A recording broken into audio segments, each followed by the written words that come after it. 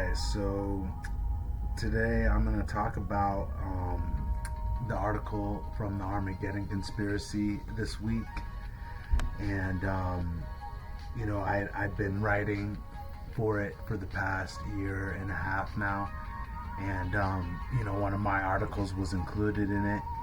But I decided that I would talk about, what was in their article this week because it was just talking about what's going on in the world and with decisions that are being made and things that are happening with Trump and I thought it was because there's very many different things you can talk about: religious, political, economic, psychological, philosophical, metaphysical, scientific, all of those subjects, because the Illuminati cover every one of those subjects in all of their writings that they have released, and this is just from one of their Patreons, the Armageddon Conspiracy, which pretty much is talking about all of the conspiracies, the grand unified theory of all of the conspiracies and everything put together. So, but what I'm doing is I'm actually summarizing up the article this week and what it talked about, because the articles are definitely extensive and it definitely takes a lot of reading. It took a lot of reading to even get to the Pythagorean Illuminati, because I remember when all of this awakening happening to me, and I just started, going through, gathering all the information, gathering all the intelligence, but properly following the intelligence cycle, because you're not supposed to be parochial and gathering intelligence, which means you're just only gathering certain certain things, certain sources, and so that allowed me to actually get through to finding the Pythagorean Illuminati, which a lot of people have not done because they're still stuck on the Illuminati being the bad guys, the New World Order being something that's not good, and that fake truth that was created, that was made to deceive everybody from the actual real truth, which is that the Illuminati are the good guys. They're the holders of the Grail religion of illumination. They have all the knowledge, all of the knowledge, and they're a secret society, that the oldest secret society that there has been since 561 BC, just tainted through all of time. They've just been around, just in the background, gathering all this information, working on all the different theories that they have, because they did discover the grand unified theory of everything, and that's contained in their writing, and the people that read it will find the grand unified theory of everything, which is definitely the most important thing there is to know, because it does unify mind and matter, which solves all of the age-old questions, Cartesian dualism, all the philosophical quandaries, all the scientific quandaries, all of that is all unified in finding the grand unified theory of everything. So that's why it is important, and that's why I've devoted, since 2016, that time to studying the work of the Pythagorean Illuminati, which has led me to where I am. So, the article that was this week was called "It's Time for Your Crystal Ball," because they're just basically saying that it's time to get out your crystal ball, because there's so much craziness, so much change, so much things going on in the world, so many war, so many things being broken apart, so many drastic moves, Greenland getting taken. There's so much going on that it's time to get out the crystal ball to see what is going to happen from all this. So the Illuminati definitely broke it down, because it's really brilliant to read all of their work, though, because you know that they know more than you do. So like reading it, you can definitely depend on the source, and it's really very, very, very cutting edge, advanced knowledge that you're not going to hear anyone else talking about unless they've found the Illuminati. And every time I say Illuminati, those people that haven't got it yet, like there are still some people. There are actually still, like, not some people, most people, like still are like falling for the fake truth, which the Illuminati are the bad guys, the shape-shifting reptilians, the neoconservatives, the bankers, the politicians, the Freemasons, the police. When you say Illuminati, that is where everybody goes to, thinking that's who they are. But that's definitely been actually tainted for a reason, to keep you away from the truth and the actual knowledge of the Grail, of illumination. So so today, this piece argues that the Western-led post-war order is collapsing, and that Donald Trump is accelerating its breakup through nationalism, imperial rhetoric, and disregard for international norms. Using Alexander Dugin's framework of irreversible split of the West, the author claims that the old collective West has fractured into rival poles. Trump's America, the European Union, Britain, globalist remnants, and Israel. In this view, Western unity is over. NATO is effectively finished, and the United States has become a rogue and unstable power.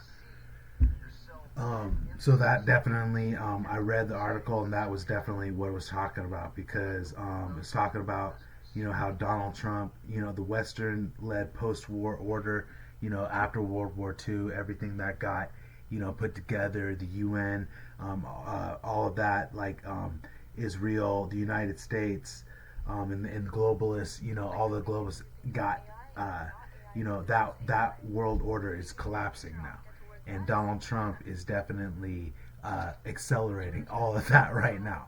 So he is accelerating the collapse of, the old world order, which is definitely a very good thing.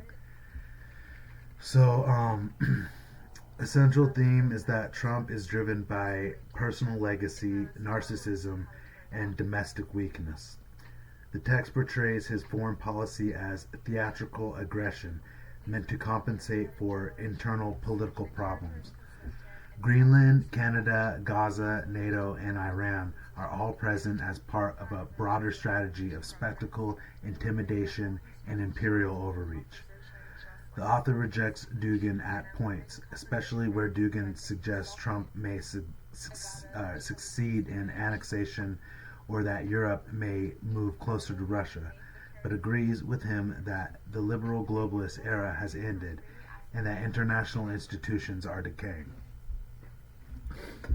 So the whole like imperial nationalism rhetoric thing that Donald Trump is doing, because that's what he's doing, is like the imperialism part of it, which is like doing all the like taking over, like wanting Greenland and Canada and like acquiring new lands and stuff, is definitely trying to revamp American imperialism.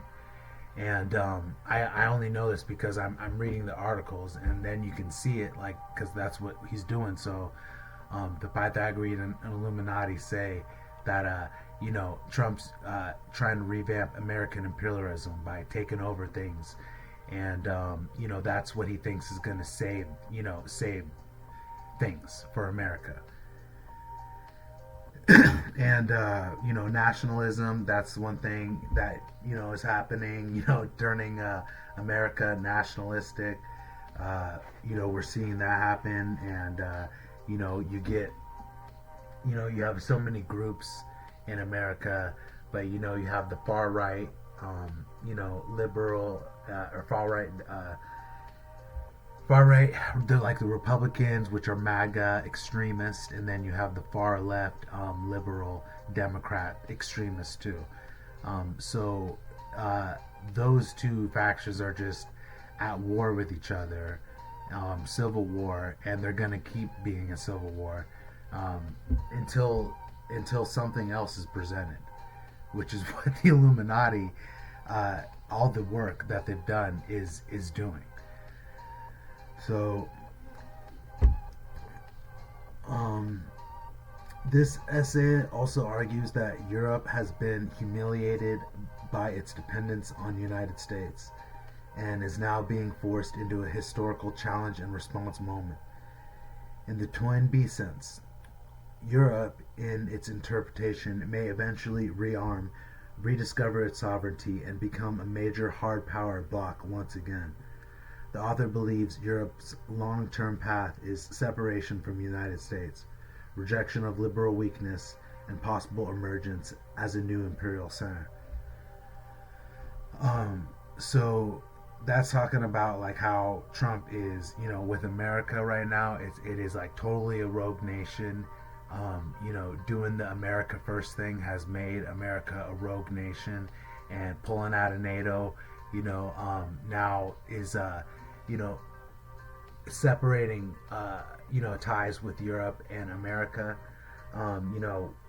which is leaving Europe. Now Europe is actually gonna acquire a new military hard power, which is gonna make it more powerful because it's in a war with Ukraine right now, and Ukraine is looking to break off to join the European Union, which is why Russia's not trying to have that happen. But what man, what the Illuminati are saying is that's what's going to happen, and then Europe's going to become stronger and then become a military hard power, which is just going to make the whole superpower thing switch around.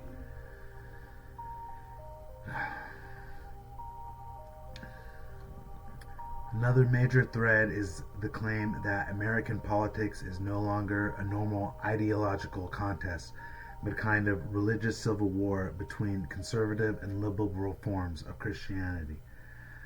The author represents Republicans and Democrats as rival theological camps rather than rational political parties, arguing that this polarization is permanent and that no sane center will reemerge.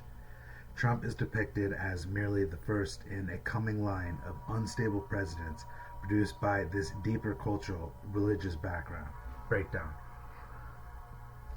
So that is talking about religious, like religion and what's going on, like religiously here in America, because like Zionist nationalist Christianity is what is going on here in America. What like the a main belief system in America, that Trump really actually falls underneath. But like the Illuminati have talked about, the Abrahamic religions are definitely not the religions of God, and they're actually the opposite of that, and that they are religions of the devil. And so that is where Christianity and Islam and Judaism are all they're all going out the window, because in the future, those religions are all the old dusty holy books, religions of the past. And because they were made by old bearded prophets, in the desert. So it's time, like, to have a Star Trek civilization. We have to graduate past these old, dusty religions, and that's where the breakdown of you know the Abrahamic religions, Judaism, Christianity, and Islam, because they're all, I mean, clearly at war right now with each other. So they're just gonna, all of that's gonna get wiped out because it's all part of the old world order. So yeah, this is definitely like the last waltz of the tyrants. This is their last waltz. They're trying to live out you know the old ways like as long as they can, but it's inevitable.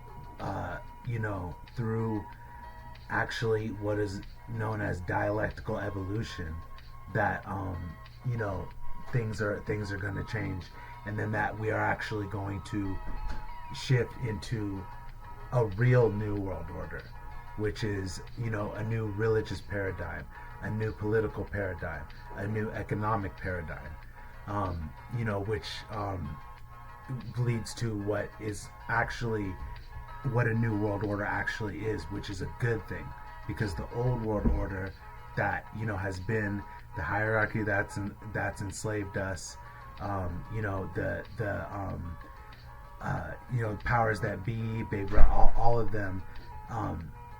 That's what the idea of a new world order. That's actually what they're afraid of, because they know that there is one thing more powerful than all the armies of the world, and that is an idea whose time has come.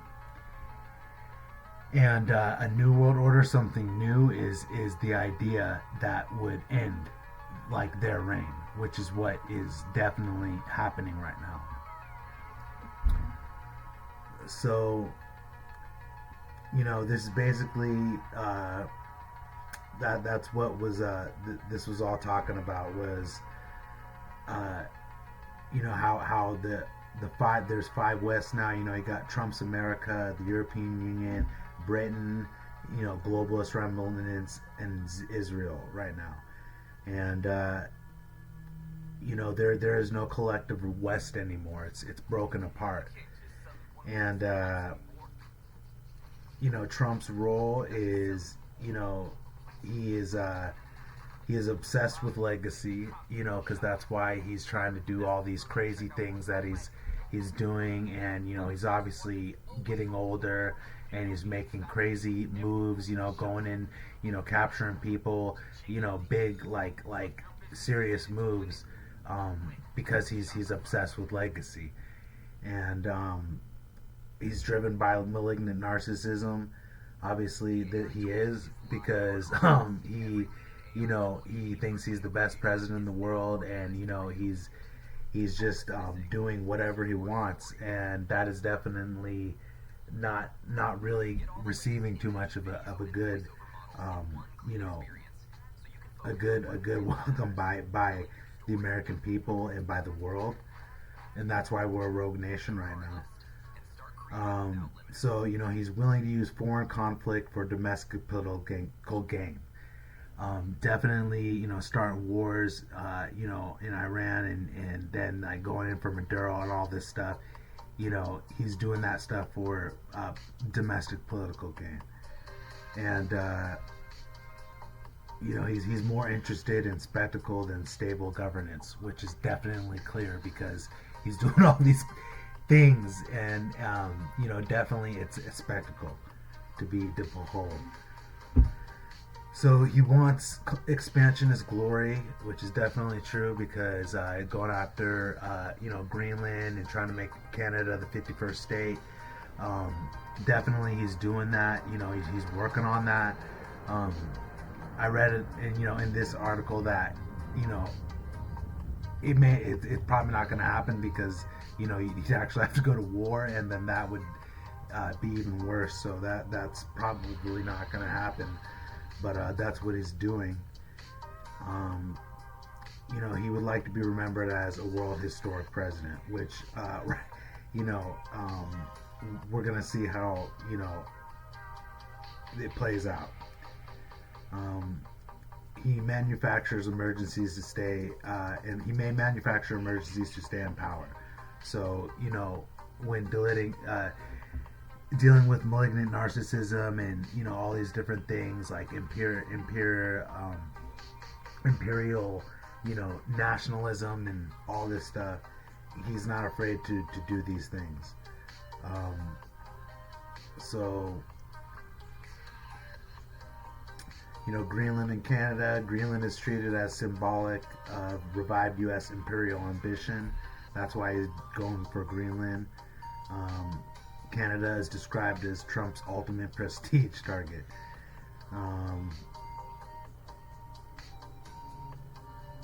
The author believes that military acquisition would be politically impossible, but sees the rhetoric itself as proof of U.S. instability, which is clear too, because all of these crazy things are definitely leading towards the instability of the United States. But the only reason why we don't totally collapse and we are is because of our hard military power.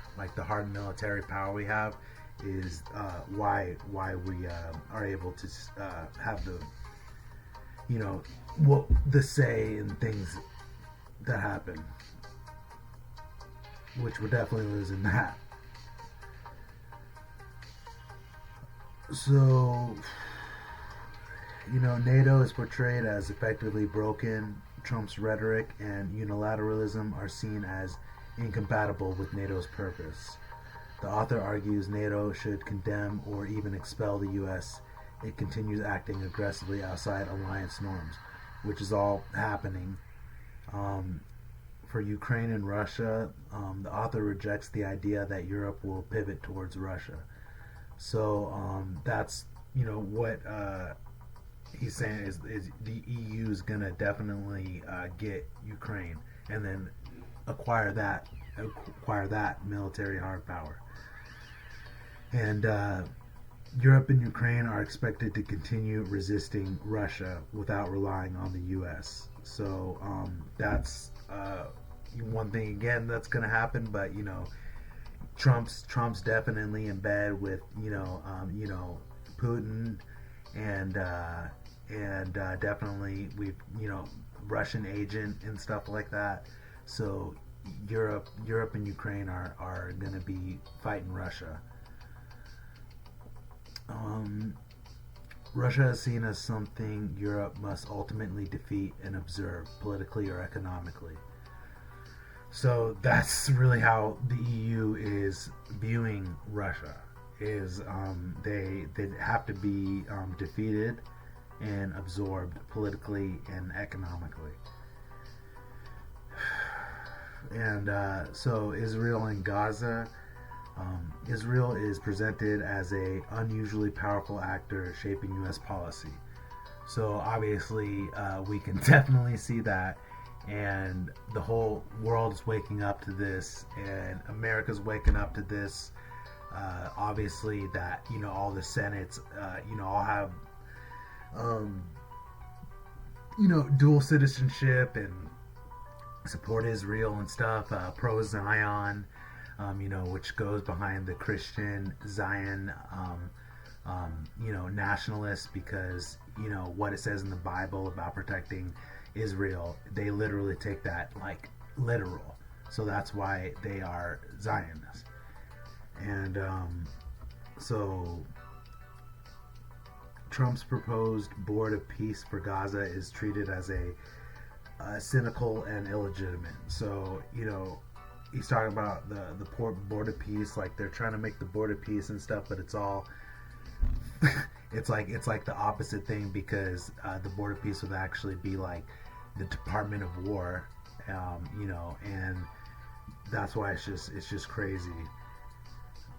All of these moves and things that people are trying to make.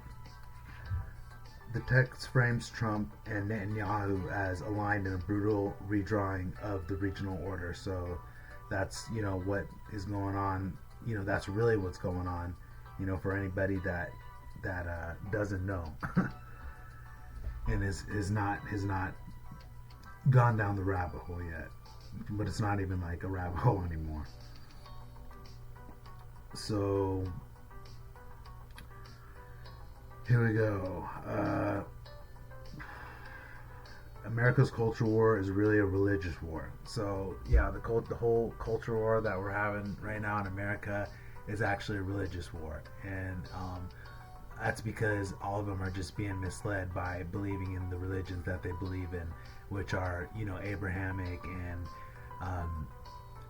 definitely not the truth. So that's leading to all the divide, and illumination is definitely the third way. um, and that is definitely will be understood in the future to come, because that's how we're going to get to a Star Trek civilization. Um,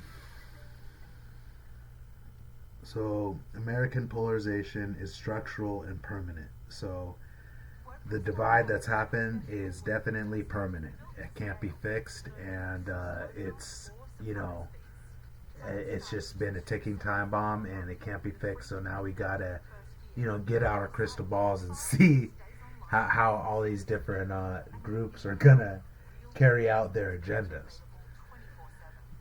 The U.S. will keep producing unstable presidents for both camps. So if we keep on supporting, Republican, Democrat, that system, democracy, um, which is obviously not a democracy anymore, um, everything will keep producing unstable presidents. So the support for the system definitely has to be given up. We have to stop voting in supporting democracy and supporting the system, because that's the way it keeps going, and then replace it with a meritocracy. And only a deeper civilizational break could end the cycle. And so basically, this is just saying, this is just saying where we're at, in the world, and it's pretty much up to us what is going to happen next. So definitely knowing as much as you can about everything is the best thing you can do, and you know that's pretty much it. So that was the article from today's Armageddon conspiracy. And I'm gonna keep doing this. I'm gonna keep reading like summaries and stuff of the articles that they write, because like I have definitely found this to be the most relevant and informative information that I have come upon. So that's why I'm doing this. Alright. Until next time.